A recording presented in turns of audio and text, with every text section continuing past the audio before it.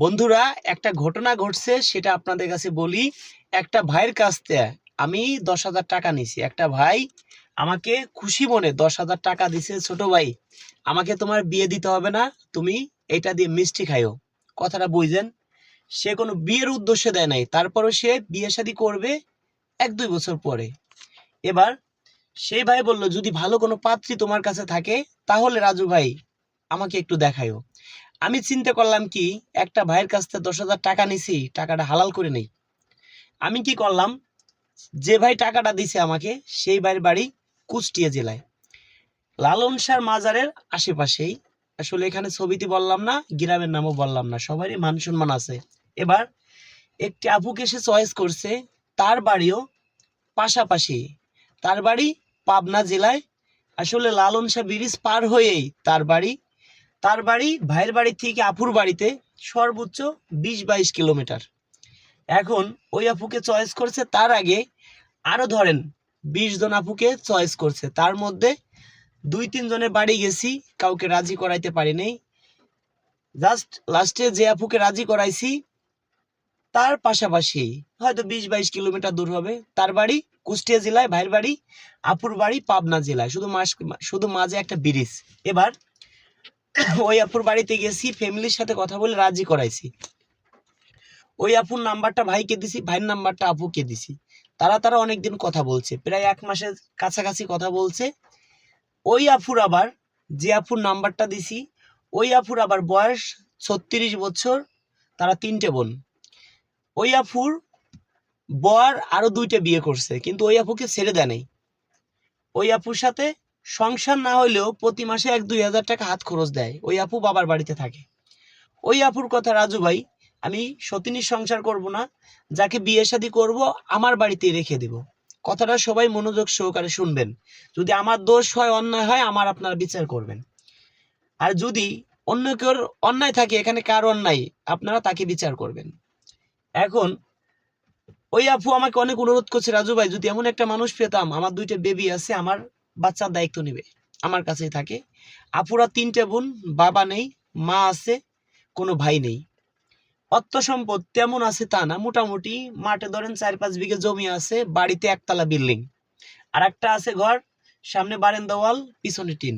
এখন ওই আপুর কথা, যে রাজু ভাই এমন একটা মানুষ চাই সারাটা জীবন আমার পাশে থাকবে। সে আমার মানে অনেক আবেগ দিছে। আমিও চেষ্টা করলাম যে এই আপুকে যদি শর্ট টাইমে বিয়ে করাই দিতে পারি, নিজের কাছে অনেক ভালো লাগবে।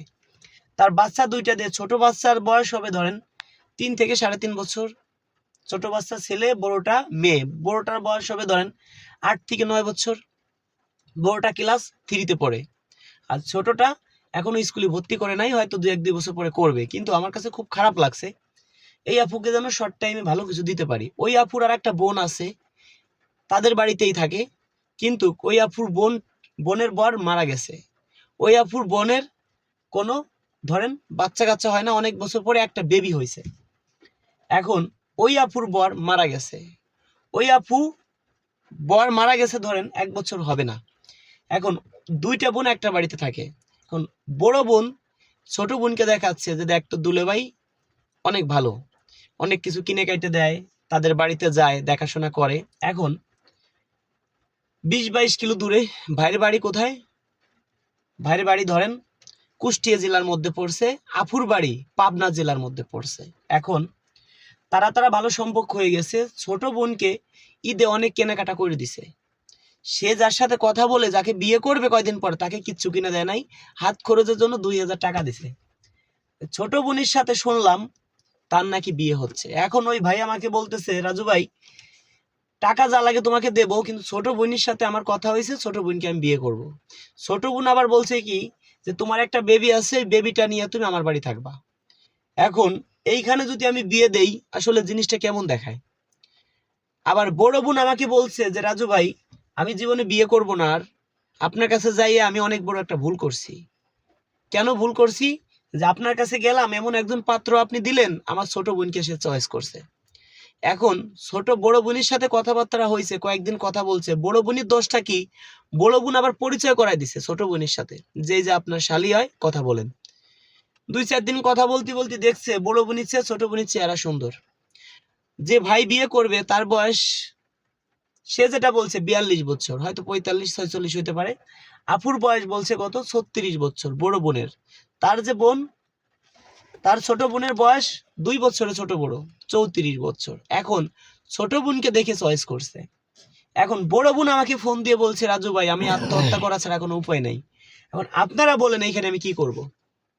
আমি বড় ভাইকে বলছি, ভাইকে, যে ভাই আপনার বিয়ের সাথে আমি নাই, আপনারা যা করবেন করেন, আমার মনে কোনো দুঃখ নাই, কিন্তু কারোর সাথে সিটারি বাটপাড়ি করা ঠিক না, কারো মনে আঘাত দেওয়া ঠিক না। আজকে আপনি একজনকে থাবর দিবেন, অন্য জায়গা থেকে আপনি একটা খাবেন। আপনি একজনকে ভালোবাসবেন, অন্য জায়গা থেকে ভালোবাসা পাবেন। তো দর্শক বন্ধুরা, এই কাজগুলো মাঝে মাঝে মনে চাই, এই কাজগুলো আমরা ছেড়ে দেই। মাঝে মাঝে মনে চায় কাজগুলো করব না, কারণ কিছু কিছু সময় নিজেকে নিজে সান্ত্বনা দিতে পারি না, অনেক কষ্ট লাগে। আসলে এই কাজগুলো করি ভালোর জন্য, যদি খারাপ হয়ে যায় নিজের কাছে অনেক খারাপ লাগে। আমি দিলাম বড় বোনের নাম্বার, বড় বোন ভালোবেসে তার আপন বোনের সাথে পরিচয় করে দিল। সে আবার ভালো কথাবার্তা বলে কিছুদিন ভালো সম্পর্ক বানায়, এখন ছোট বোনকে বিয়ে করবে, ছোট বোনও রাজি। এখন আমার উচিত কি জানেন, দুইজনকে কাইটে গাঙ্গে ভাসায় দিয়া। কি মামুন ভাই? আমার বিবেকে যেটা নেয়।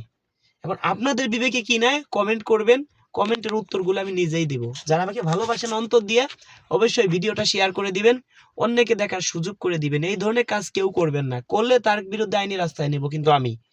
তবে আইনি রাস্তায় নিয়ে কি করবো আপনারাই বলেন, যদি আপনারা ঠিক থাকেন। এখন বড় বোন কি দোষ করছে আপনারা বলেন। তা দর্শক বন্ধুরা, হুটহাট করে কেউ আমার বাড়িতে গেলে পাবেন না। দেখেন এখন বিয়ের কাজ করতে, দেখেন এখনো কিন্তু আমরা বের হয়ে গেছি, বৃষ্টি হচ্ছে, একটু দেখানোর চেষ্টা করি আপনাদের। দেখেন এখনো কিন্তু আমরা বেরিয়ে গেছি বিয়ের কাজ করার জন্য।